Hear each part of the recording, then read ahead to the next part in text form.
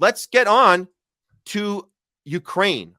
We know that there was a 27-point plan. I can't keep track of all the different. 28. It's 28. Okay, because we had a 21 for Gaza peace plan. Now we got this 28-point plan by Trump, who took full credit for this a few days ago. That this thing is done. And as you know, I know, our viewers know, just because you gather some people in a room and throw some words on a page and you copy and paste from different other contracts and this is what slimy lawyers will do sometimes. They'll just copy and paste things, throw it together, slap it together and say, we've solved it. Well, we knew that was too good to be true. And of course, Ukraine had nothing to do with that deal. Now we find out that Ukraine, Zelensky has taken this 28-point plan and reduced it down to 19. Here's Sky News telling us this change has occurred. Reporting that Ukraine has apparently accepted the American peace proposal. Let's talk to our international correspondent, Alex Rossi, and our defence and security analyst, Professor Michael Clark, with me in the studio here. So, Alex, to you first of all. So this is, it seems like we've moved forwards, according to American media, but we're not clear whether this is just a slight embellishment on what we knew last night. Tell us where we are with what we know about what Ukraine has agreed to. Well, it is all fairly unclear. What is clear is that President Zelensky and the Ukrainians are in a difficult position, obviously have been for 11 years since the Russians invaded Crimea and then the full-scale invasion. But this appears to be the answer to what Trump is putting forwards with his initiative. We're hearing, I'll just read you these lines, Rustam Umerov, the national security advisor, and a US official say that there is now an understanding on a proposal that has been reached, but details still need to be worked out.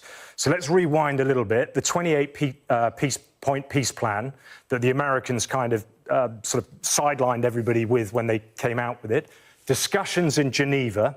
Those discussions then led, we think, to a 19-point peace plan. The Ukrainians were saying after those meetings that they had kind of agreed to that. And now this appears to be confirmation of that. But of course, the big question in all of this is, will the Russians agree to the changed text on the 28-point peace plan? The likelihood is that that isn't going to happen. We've already heard from the Kremlin that anything that's acceptable to the Europeans would not be acceptable to the Russians. Their maximalist demands, of course, will have been watered down. So they are unlikely to go for it. So what we are seeing is diplomacy about how to deal with Donald Trump's diplomacy. The Ukrainians know that they cannot flatly say no to Donald Trump. They need to flatter him. They need to engage with the process. That's what seems to be happening here. They, of course, will hope that the Russians will reject this. That, again, though, is unlikely because Vladimir Putin knows the man that is Donald Trump very well, and he will know how to engage and how to deal with this ball when it comes back. He will likely say, it's a very complex situation. We need more time. We need further discussions. But yes, in theory, we are willing to go ahead with this. So this is Sky News attempting to push the narrative that we have this thing worked out when we clearly don't. And you could hear he was suggesting a little bit that by adjusting this thing, it's a very, very unlikely that Russia will go along with this. So what we understand is that that's most likely by design, that's not that when you take key points out of this thing and we looked at it, this is what we came up with, Pasa. The biggest point that was taken out through this, because so you got this agreement, but it's like I'll put it in air quotes. It's an agreement. The U.S. and Ukraine agreed on a 19-point plan, but this is after editing out a lot of what was already in there. That Trump. Oh shoot! I think did I freeze here? Yeah, you froze. Okay, I'll be right back in if you want to. Okay. Hold on here. So while he's doing that, you can see the key details of the revised plan, the territory, the initial U.S. pros 28-point plan, which may considered favorable to Russia, include provision for Ukraine to surrender the entire Donbass. I mean, you're not surrendering the entire Donbass. You've already lost it, the whole Donbass. The areas that the Russians are advancing on right now, those are areas in which, if some of them where in the 28-point plan, they would stop and they kind of digress back to where the Donbass is and hold those areas. But it's not, they're not going to forfeit anything. They've already captured those areas in the Donbass. They've liberated them. And that's the funny thing, Matt, when you heard the guy speaking in the very beginning, he was going to say before they invaded and stuff, Crimea. They didn't invade Crimea. They liberated Crimea. They had a vote. Yeah. You know what I'm saying? It was like 90-something odd percent people wanted to say they want to be part of the Russian Federation. And we knew if you knew what was going on in that area, that Russia would never leave Crimea. That's where their naval base is. It's very important to them. So when you hear the language of these guys talking out, you got to know right away what they're trying to do, how they're trying to manipulate. Go ahead, Matt. Take it back away. I'm sorry. Okay. I just had to bring. I just tried to fill in while you were gone. I appreciate that. And sometimes we get bumped off of StreamYard, but we're back. It shouldn't be a problem anymore. But yeah, so these are the changes. And like you said, they're not going to be obviously. And I just grabbed that clip because it's like, how do you spin that we got this deal, but we don't? They tried to do it, but we understand that yes, these key changes are going to affect this happening and working. There's no way Putin's going to go with this. And here's what. So here's the changes. You got the territory. They changed. There's a provision for Ukraine to surrender the entire Donbass region. The new 19-point framework removes that requirement. So that's not going to sit well. The military size was a controversial point. The original draft was a limit on the size of the Ukraine future military. The revised plan allows Ukraine to cap its army at a higher number, closer to its wartime size. So that's not going to sit well. But here, we're going to get to the real stuff. This is it. This bullet point 3, Craig, this is all you need to know. NATO membership. The initial plan included a clause that Ukraine would have to relinquish its NATO aspirations. The new version, however, reportedly removes the stipulation, leaving the decision to NATO member states. So that's, and then you got the current status, the core terms are revised, blah, blah, blah. So this is taking out very key points that were put in there that Trump, we have to say, at least he knew to put those in there originally. But this seems to me like we're at this point of this game going back and forth here, Craig. And if I were to add to this, I have one more. This is an important part because we got to see there was another person involved with this, and that was Mark Rubio, who it sounds like intentionally sabotaged this thing. And it looks like this. According to the Financial Times, Russia signals it could reject this modified U.S. peace plan. It's saying that the foreign minister is going to be able to is going to probably walk away from this proposal, that it's substantially different from the Alaska talks where the 28-point plan came from. And it was Mark Rubio who appeared to have wrestled back the negotiation. He's basically saying that these sections that would forever bar Ukraine from joining NATO, he was the one that pushed that back. Said, no, we don't want to do that. We want to take that away. Let's just make it up to them. It's not, we're not going to say they will never. We'll never say never. We'll never say never about Ukraine joining NATO. And then the White House official added that the previous provision requiring Ukraine to cede territory to Russia has also been revised, as we covered in those bullet points. So that was done by Rubio. He came in and did that. And I liked this breakdown on this from David Pine, who says Trump's outstanding 28-point peace plan. And I'm not saying it wasn't outstanding. I knew this was going to, we kind of knew this wasn't going to go the distance. And in theory, it looked good, but you didn't have the legalities behind it. You didn't have everything locked in. It's almost as if he knew it was just worth a deal memo, like an email you send before you make a deal. And that's what it seemed like, that 28-point. But David Pine says it was outstanding. In theory, it could have been, which Rubio has now basically pushed it in favor for Zelensky's wildly unrealistic, maximalist peace terms. And this was our last best hope to save Ukraine. As an article in Responsible Statecraft notes today, the 19-point plan is sure to be rejected. Of course it's going to be rejected, because it rejects all of Russia's minimal demands, including no NATO membership for Ukraine. This is a non-negotiable Russian red line, which was the main reason Russia invaded in the first place. And it's something Zelensky conceded way back in February or March of 2022, which we knew happened he got pushed by Boris Johnson, who came in and said, "Don't take the deal. We want war, war, war, war, war." So not only is the White House dead wrong on this, it's bringing the U.S. closer. That it's bringing the U.S. closer to peace with Russia. It'll likely ensure that the war will not end.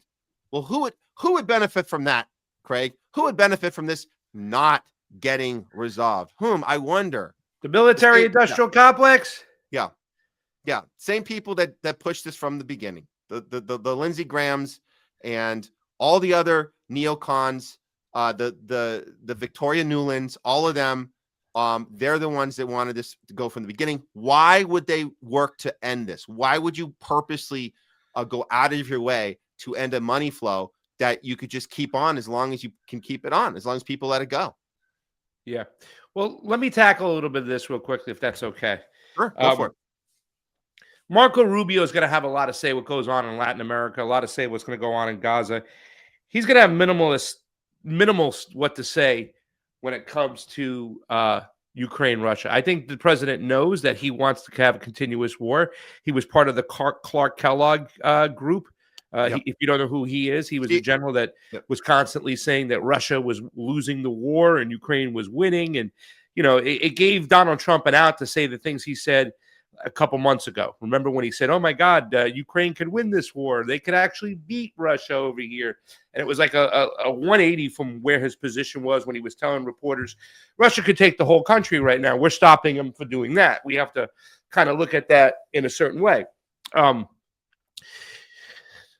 Lindsey Graham is another part of the Marco Rubio. But so I think it's going to be a little bit hands off of what they can actually do. We have to look and see who kind of put this together, because nobody's really taking credit for who put this together, whatnot. But we know we have a strong feeling. We think that it was Dmitry, what's his name? Kryly Dmitriev, the guy that Fiorello has talked about, who is very close to Putin. He has a lot of Western ties, you know what I'm saying? And Fiorello has talked about how Russia wants to do business with the West, right? They still would like to be plugged in to that global economy. They don't want to lose the United States as a customer and the business deals they do. And if they can fix this situation, they will, right? Yeah. I think the generals in Russia are a little bit different. I think they're done with dealing with the United States. They have a different feeling, but it's still there. Right after, not too long ago, Kryly Dmitry, whatever his name is, went to Florida and spent several days with Witkoff.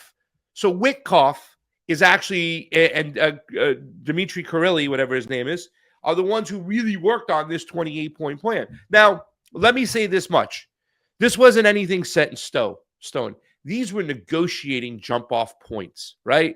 I think that what they're trying to do, the Americans at least, and Donald Trump is doing, is saying, listen, if you want me to work for you, if you want me to get this done for you, you got to work for me. You got to give me victories. Remember, when it comes to the United States, when it comes to Donald Trump, the optics, Matt, mean everything, right? People aren't going to dig deep.